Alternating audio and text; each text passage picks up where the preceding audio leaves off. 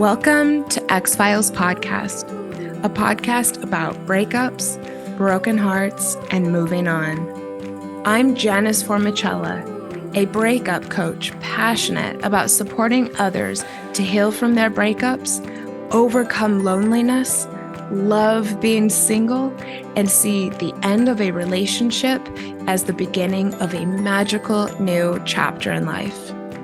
I am here each week to share with you the tools that I have learned through my own painful breakups, through hitting rock bottom more than once, and through working with people all around the world to heal their broken hearts. If you are looking for hope and strength to move on from your breakup and resources to enjoy your new single life, you are in the right place, and I've got your back.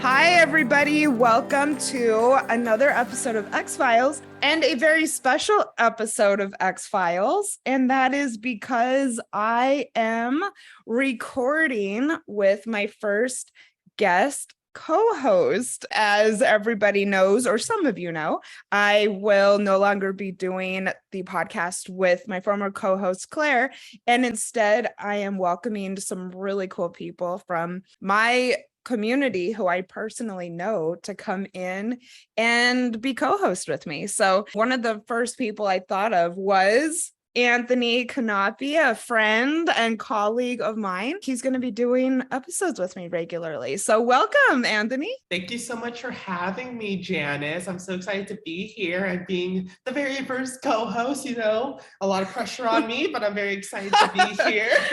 I'm not exactly sure how it turned out this way, other than I know you did come to mind as one of the first people. And, you know, we had a chat a couple weeks ago and we're making it happen. I'm excited to have you in this role. You are going to be coming on hopefully monthly. We'll see how we go. We're both very busy. As an introduction, what can you tell the X-Files audience about yourself and about your work? I'm Anthony. I am a personal matchmaker and dating coach based in Los Angeles, California, and I help men, women, and gay men by introducing them to quality singles who are seeking a long-term relationship.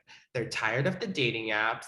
They're frustrated with their dating life. They want to enhance and update their dating life, but the problem is being in one of the best cities in the world, Los Angeles. Ooh, that's a bold claim. Yeah, no, I'm in one of the biggest metropolitan cities in the world. We have Los Angeles, we have New York, we have London. Oh, I thought you said best cities. Well, it is. It's good. It's a good city. It's a great city. I'm not going to complain. It's a great city. It is. I was in LA hanging out with you about a month and a half ago. And I have to say, I hadn't been to LA in a long time. And it is really special. Maybe it is one of the best cities in the world. Yeah, but here's the thing. It's one of the best. And I will be the first to say we will never have a shortage of single people. But the problem is that just because we have more single people doesn't mean that dating is going to be a lot easier. Dating is still as hard. People are unfortunately getting frustrated. They're getting burned out because they're not getting results, or they're getting the same results and it's not the results that they want. And by working with me, we assess and decode your dating patterns whilst I introduce you to the quality that you deserve, because everyone's looking for their person, and that's what I do. Yes, and you not only do the matchmaking, but you actually do some coaching as well. Is that a part of the matchmaking that just kind of happens organically, or do you offer one-on-one sessions? Yeah, it's something that's with my matchmaking, because something that I do specifically is I make sure to assess and decode their dating patterns to see what are they doing online and offline, and seeing what we can do to enhance their dating life and use practical dating tactics that's going to get them the results that they deserve, whether that's enhancing their dating profile, getting them on more dates, getting them to be more organic in person, little life tactics that will not only elevate their dating, but elevate them as a person as well. Because everyone deserves to be their authentic selves when they're dating, but something is blocking them from doing that, or they're using wrong tactics that is coming across not who they are. And that's something in which it happens a lot in our everyday lives when people use the dating apps or people try to do something more in person. It's either getting them weird looks, it's either not getting them swipes, or people are not fancying what they're seeing. Thank you. Something that came to mind is I often hear people who live in big cities saying that for whatever reason, they think it's more difficult in the big cities. That does not ring true to me. But for instance, I have specifically heard LA and New York as places that people say is difficult to date in, which kind of blows my mind as someone who has dated in New York. Do you feel like people have that mindset who come to you? Something about LA that makes it harder? Well, one of the biggest misconceptions, like I told you, Janice, when people think of a big city is that, oh, there's going to be more singles, there's going to be more people who are ready to date, who are ready to find their person. The problem is that dating is just the same whether you're in a small town or whether you're in a big metropolitan city. Unfortunately, in today's modern society, with the power of technology that we have, unfortunately, although there is a lot of usage of dating apps, people unfortunately don't use the dating apps with the right intentions. And unfortunately, people aren't the ones to actually use dating apps practically like how you are using it intentionally. So what I mean by that is some people may download the app and they'll just forget about it, or some people may use the app but use it for wrong intentions, such as for hookups, looking for friends or networking, or actually looking for people who have similar hobbies just to partake in those hobbies, not really in a romantic vibe way. When it comes to actual dating, a lot of people tend to also forget is we never went to school for dating. We don't know how to date. Therefore, there are things that people do on the dating apps that it comes across very forced. You want to get to know someone, but it's not organic. It's kind of like interviewee vibe, and people really don't understand how to actually get from app to date, which is why some people get the same results on the dating apps, which is you're getting the same swipes of no's, same swipes of yeses, but you are not leading the conversation towards the right direction to get to the in-person part of dating. A lot of people, unfortunately, they are just getting frustrated because they're just getting the results of not really meeting the quality, not really getting the conversations that they want, not really getting results in person, which is why they use someone like me, a personal matchmaker, because we have the expertise to actually get them from app to date and to actually elevate them to be their authentic selves and to actually have me introduce them to the quality that they deserve, something that a dating app can't do. I want to actually let you know, Janice, even when it comes to dating apps, there are still few number of dating apps that actually vet a person. The most that a dating app can do is verify that the person is real. But can you actually verify that the person is actually dating with the right intentions? Yeah. Oh, I love it. And we, have episodes on dating on X-Files all the time. And I'm really excited for your insights. The next episode we're going to do is going to be on grieving a breakup. So let's get into today's topic, which was something that you presented to me when I saw you in LA. And that is when an ex texts. We're going to be talking about how to handle it. We're going to be talking about Anthony's method for dealing with it. But I'm just curious, we like to talk about our own experiences on X-Files, and that's one of the most helpful things about the show. Is there anything that you are comfortable sharing about how you kind of came up with this, method that you talked to me about at our dinner in LA? Yeah, so something that I see as a pattern when unfortunately couples break up is that people don't have the willingness to actually leave the past in the past. So, what I mean by that is a lot of people still want to have this form of hope and they want to actually not do any blocking or not try to unfollow or delete their exes on social media.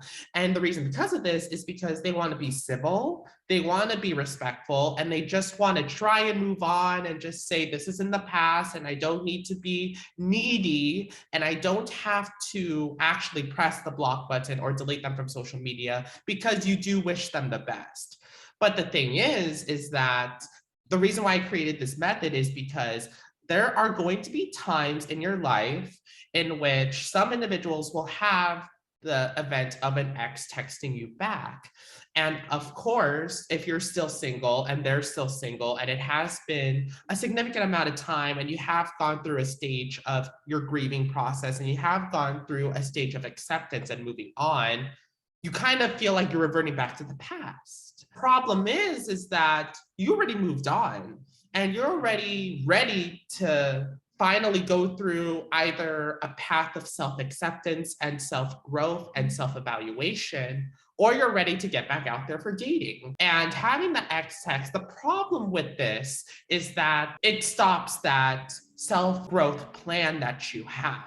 It actually puts a knife in the wedge of your grieving process, because now you're going to take a few steps backwards. Some people, when it comes to the actual text of an ex, somewhere in our hearts, we feel like maybe they change. Maybe it was just the wrong timeline, and maybe this is the right time. And maybe they are reaching out because maybe they want to see it out once again. The urge of texting back and the urge of the good times that you remember with this person, you want to see how they are now. There's this big debate of, do you text them back or do you leave the past within the past?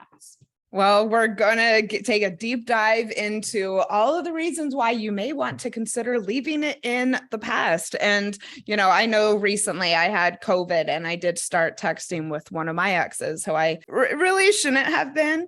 And it was not good for either of us for various reasons. But I think a lot of people either text back with an ex or reach out to an ex if they are feeling down or sick, like I was, because, this is someone who our body and system and mind associate with comfort, and we think it's going to help, but it's not necessarily.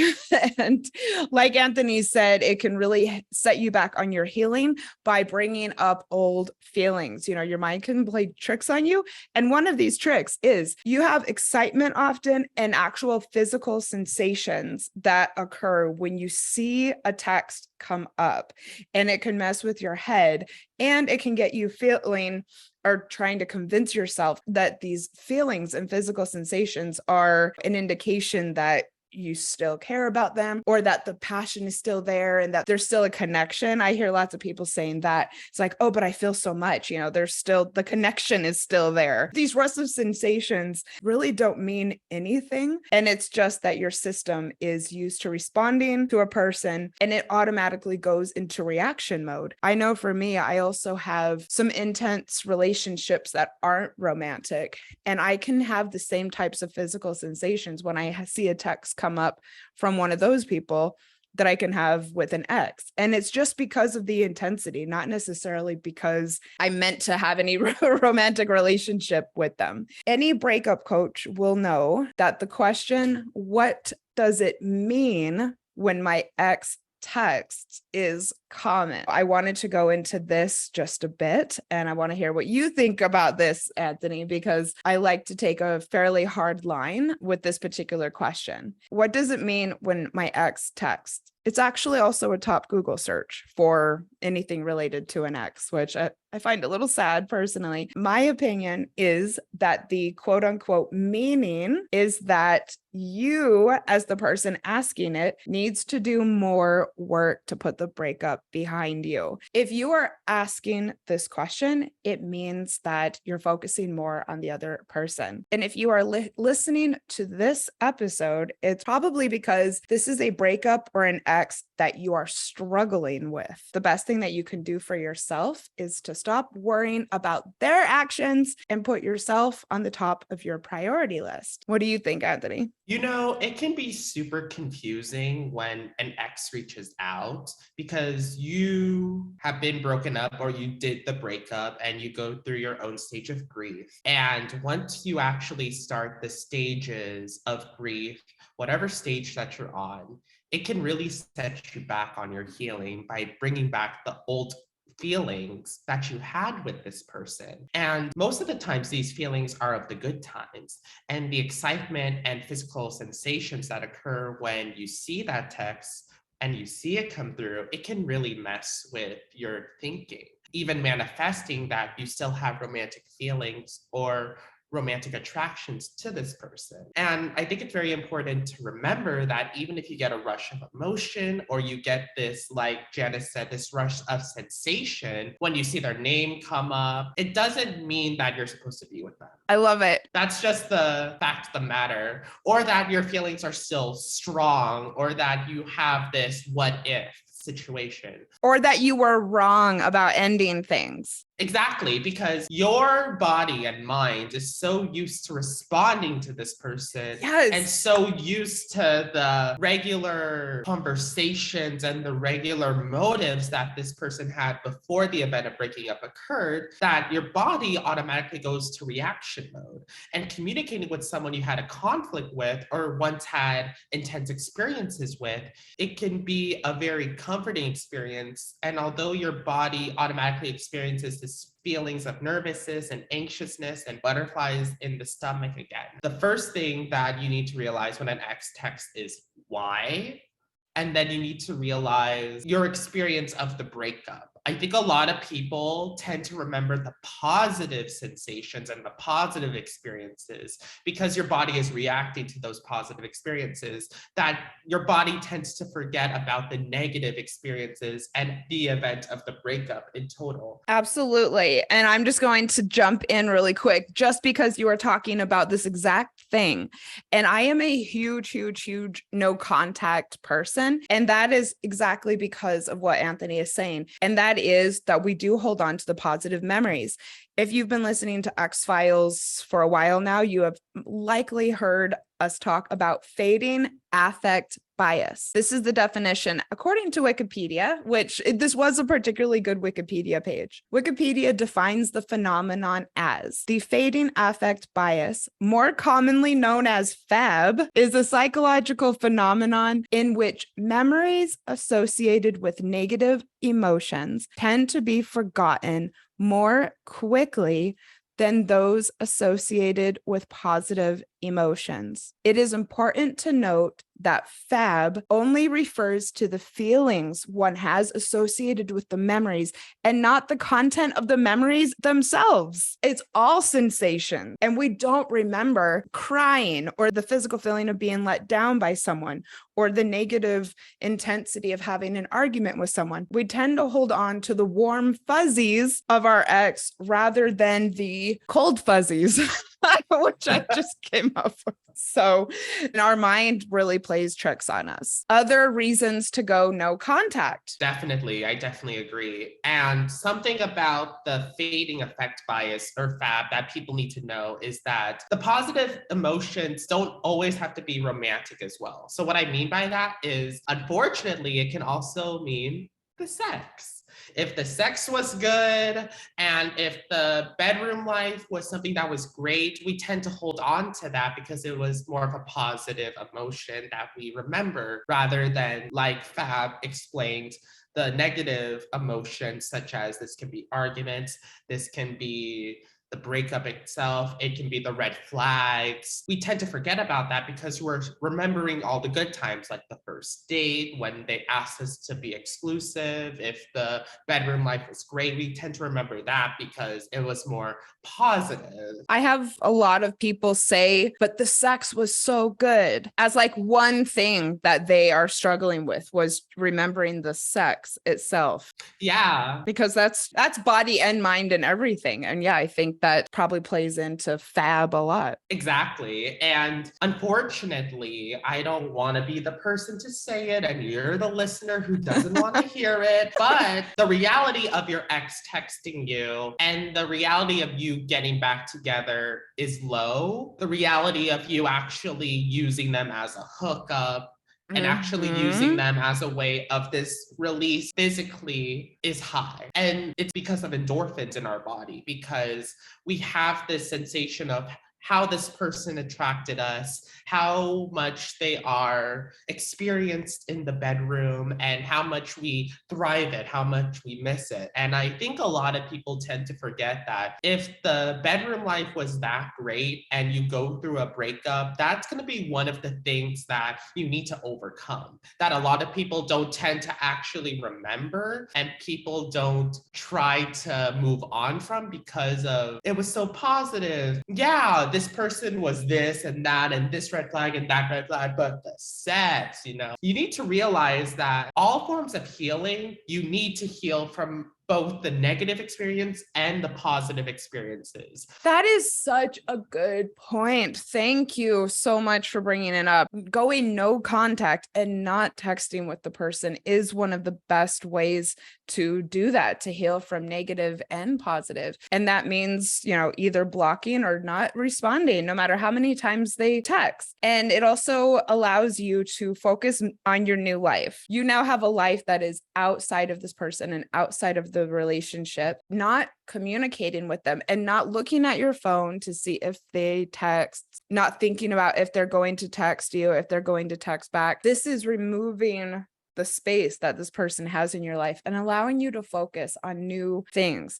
And whether that means a new relationship or just your relationship with yourself, not letting your ex take up space in your day, I think is so important for this. And then what do you think about boundaries, Anthony, and going no contact? I say you need to practice those boundaries. It's important for you to heal from the breakup. It's important for you to focus on your life outside of the former relationship. And it's important for you, once you go through the stages of grief and once you go through the process of accepting the fact that this has happened, you need to allow yourself to go through a stage of self-evaluation and allow yourself to practice boundaries. So what I mean by self-evaluation is you need to take a moment of your life to really get to know who you exactly are authentically.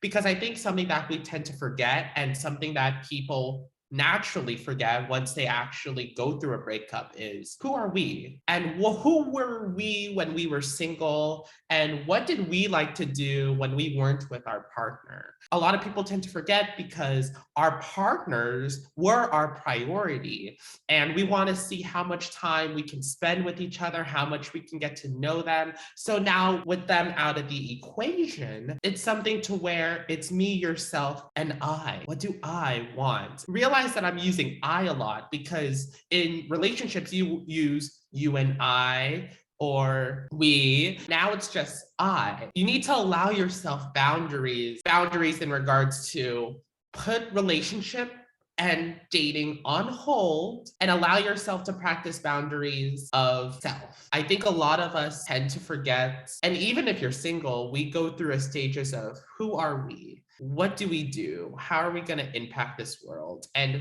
who am I authentically? I always encourage this. A lot of people unfortunately see this as weird. I'm like, take yourself out on a date by yourself. Yes, I'm a big fan of the sexy solo date night. And I love as a matchmaker that you're advocating for this. Yeah, because here's the thing. People come to me because they're ready. Always? Well, not always. I mean, I think hopefully this person doesn't listen to this episode. No, but you can speak in general terms. There was this person who did give me a call and they were like, I just got off a marriage and I kind of want to sign up with a matchmaking service.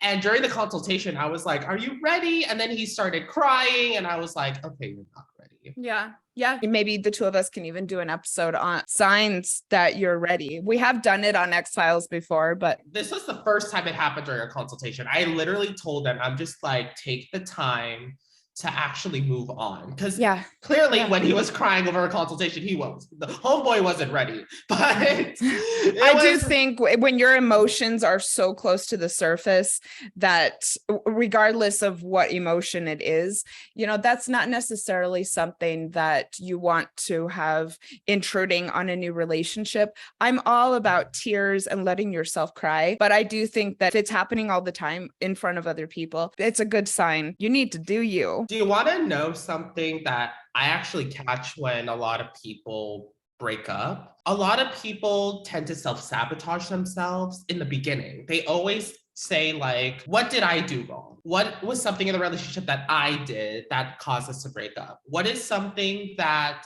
I do that I can't do in the next relationship that sabotage this one? We tend to go to self-sabotage because we think, what did I do? What did I do? What did I do? We don't allow ourselves to be vulnerable and just allow ourselves that the event happened. We don't allow ourselves to really say, this happened. Well, and people think that they can control their own actions when really it's a relationship is about two people, and you do need to look at yourself and be self-reflective. I think people need to realize that once you get broken up with, and once you actually go through this stage of bargaining and this stage of anger and stage of disbelief, you really need to take a step back and you really need to ask yourself, what happened? What were the things that happened in this relationship on both ends that we could have done better as individuals when we both get in separate relationships? And how can I move on? Yep. And no contact is one way to do that for sure. I think also what you're saying is, there's a big element of self-love to this and keeping the long-term benefits in mind. Exactly. Because there's a difference between like, what did I do wrong? And the other side of the spectrum, which is, what could I learn?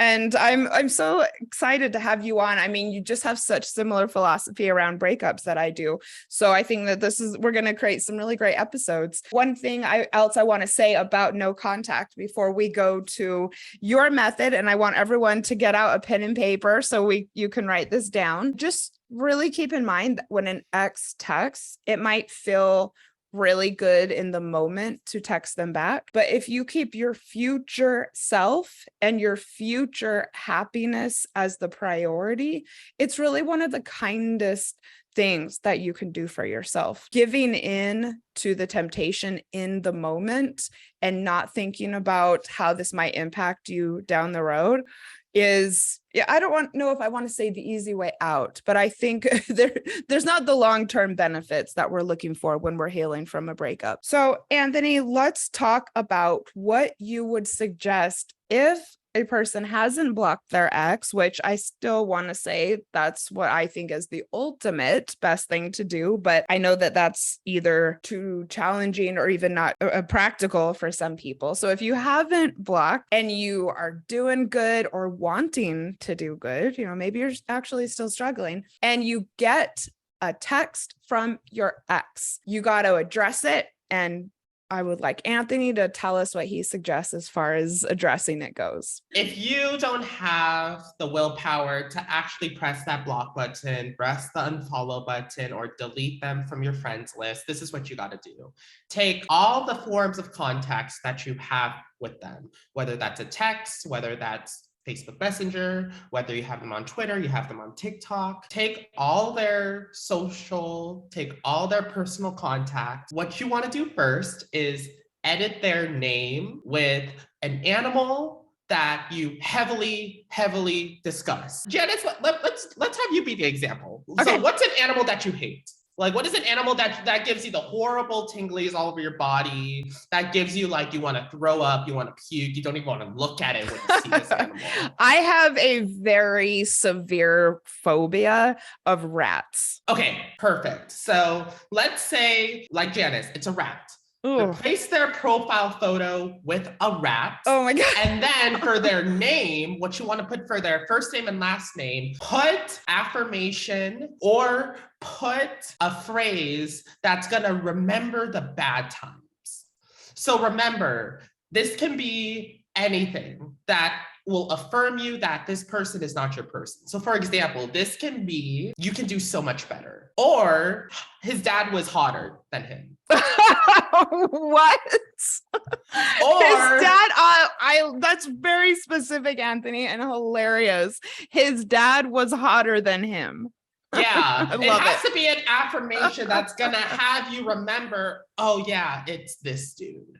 Yeah. Or it can even be, don't be afraid to be petty. A lot of people are all like, no, I want to move on and listen, be the bigger person. Yeah, but here's the thing. I know a lot of us don't have the willpower to press block. Even myself, I had a long like a long period of time where I was like, no, I'm just going to reach out once again. And no, I know this through my personal experience. And I know I don't have the willpower to block, or at that moment in time. At that moment, you would now, right? Yeah, I would now because unfortunately I was the person who did reach back out. And that's why I say and agree with Janice that no contact is the best way. But We've all done it. You need to affirm yourself using a photo and using a text that's going to affirm you that this is not your person.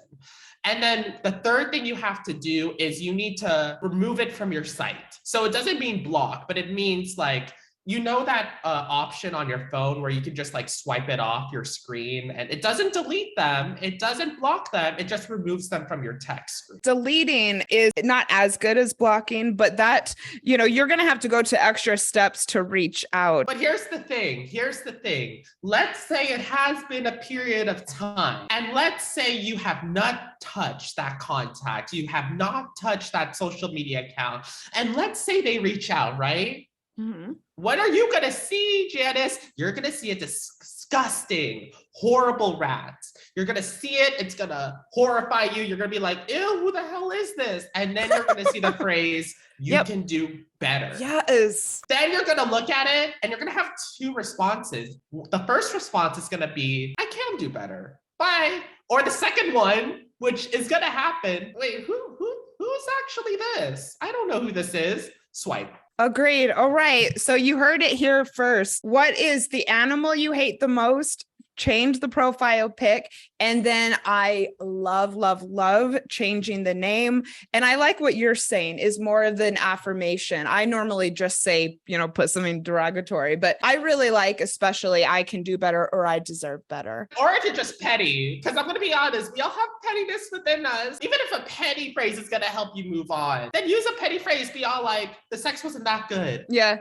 I had an ex who didn't do his laundry like hardly ever. And his nickname now is Laundry Boy. Perfect. So for Janice's ex, a disgusting rat, the username, Laundry Boy.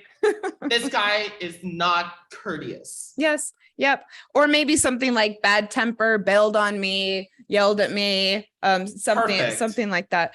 Oh, thank you so much. So I love that. I love how passionate you are about it. And I thought we could talk about other things to keep in mind when an ex reaches out. Always think things through first. Give yourself time to think about it before you respond. Okay. You do not have to respond right away. And you do not have to respond at all. Right. And I think some people, they want to appear to be like the bigger person, or they have this feeling of maybe they change, or they're feeling bad for them. Yes. Or they have this feeling of what if it was just the wrong timeline. Mm-hmm. Always remember that you're not obligated to respond back to your ex. You don't owe this ex anything. Totally. You don't owe them a reply. You don't owe them an apology. You're not obligated to respond just because they reached out. Yeah. And don't try and self-sabotage yourself and be like, I'm leaving them on red, or I'm not responding back. You're not obligated to reply back. Yeah, you're not in the relationship anymore. And in a relationship, yes, this is an agreement you have with the other person that you communicate, but you don't have this agreement with your ex, and nor should you. I have some people tell me sometimes they don't want their ex to think that they're getting to them. And if they don't answer, somehow their ex is going to think, oh, I've really gotten to them. And I can tell you, this is word Olympics. This, like, you are convincing yourself of this.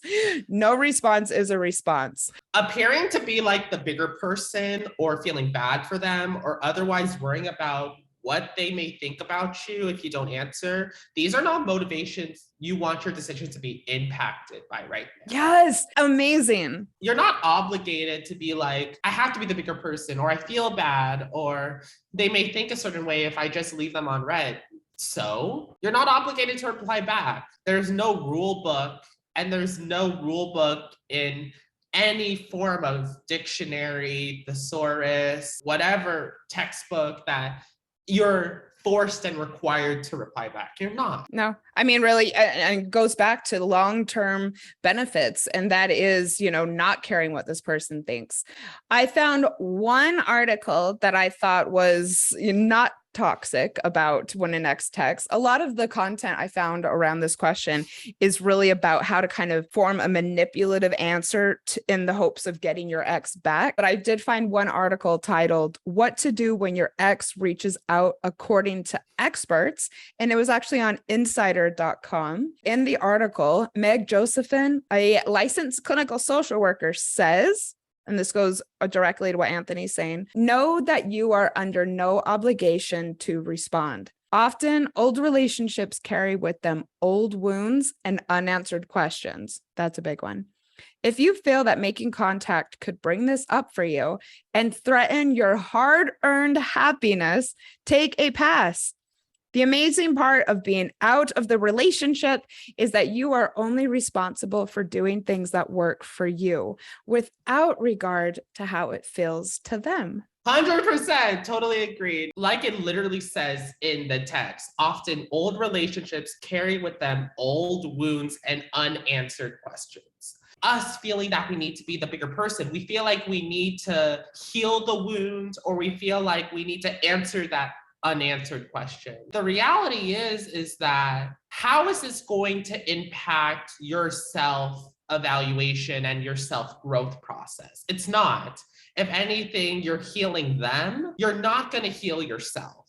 That's a good point. Mm-hmm. That's something that they need to do in their own journey. Here's the thing, reaching out to the actual ex is probably the worst thing you can do. If anything, reaching out to a friend. Yes. Or actually seeking a professional, whether it's a dating coach like myself, a breakup coach like Janice, an accountability coach as well. Yeah. It helps you stay strong and helps you stay resilient towards an end goal result, which is you being your authentic self and ready to get back out there in the dating world. Consider how much it's going to impact you, because if you are listening to this episode, you are likely struggling with the breakup. Getting back into the cycle of who you are and getting back to the cycle of moving on and really concentrating on how you can build yourself to be a better person, it's going to really help you be the person you always are meant to be. And the next person is going to see that. This is going to really, really be a great way to take that huge step forward by reaching out to that ex, or by the ex texting you and you replying back to that ex. It's only going to put you back when it comes to your progress of yourself. Yes. And like Anthony said, which I think is a good point and that is, if you're seeking out content around breakups and content around how to handle this, you might not be, fully in acceptance with the breakup and fully over it. And therefore, this is not something that you need to be engaging in. In the Journal of Social and Clinical Psychology, there was a study called "Staying Together When Coming Apart: The Psychological Correlates of Contact and Sex with an Ex-Partner." The researchers came to the conclusion that among people having contact with an ex, those reporting less acceptance reported significantly poorer adjustment relative to those reporting more acceptance.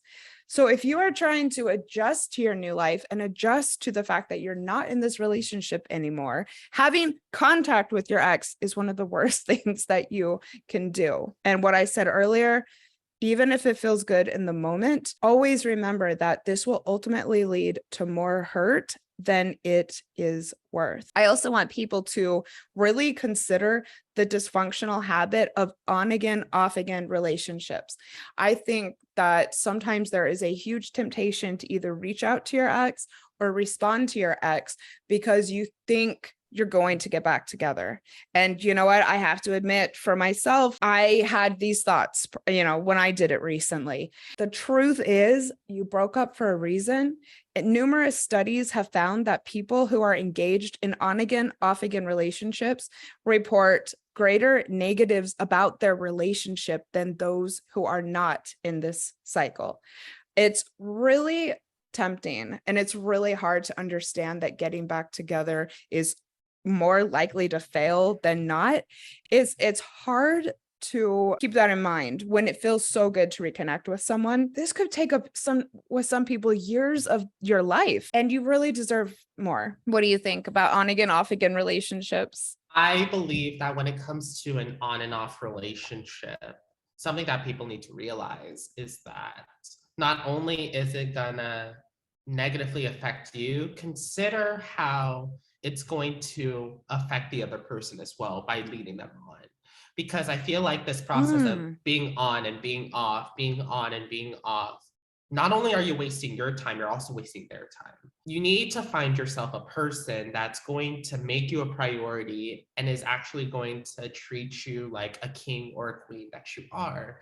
And a lot of people resort to fab because we think about the positive relationships. We think about the positive impacts that this relationship has made, that we don't think of the red flags or of the reasoning of the breakup.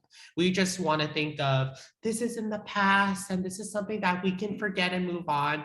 I'm going to be forward. You're never going to forget about that breakup. Yeah. You're never going to forget about those emotions. Yeah. You're never going to really move on. I actually hate that term. You're not going to forget it. You're just not going to forget like it never happened. It happened. Yeah. And even if you get back with them, you'll still remember the breakup. Not only if it doesn't work the second time, it's going to hurt so much more. I know. You probably don't know this, but I actually reconnected with my ex-husband after we had been divorced for a year and a half, 2 years I or did something. not, girl. This was a long time ago before I became a breakup coach.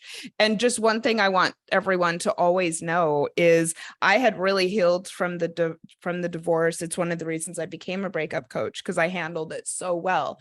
But then we reconnected for various reasons, and it felt so good in the beginning, and made some bad decisions. And I'm telling you what, when we separated for the second time, it was excruciatingly painful, like maybe even worse than the divorce itself. And I have always said, and I feel comfortable saying this because I think that we learn from our bad decisions. It was one of the top worst decisions that I've ever made in my life, was getting back with him. And it can sometimes work. I don't know of very many instances where it does. That's not why X-Files exists. We exist to talk about the rules. We don't exist to talk about the exceptions to the rules.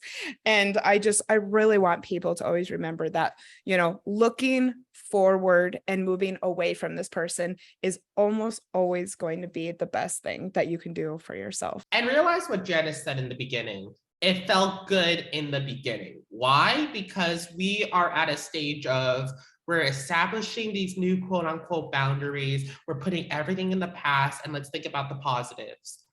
We put in the back burner the red flags and the negatives. Yes. And eventually they're going to come back up. Oh, yeah.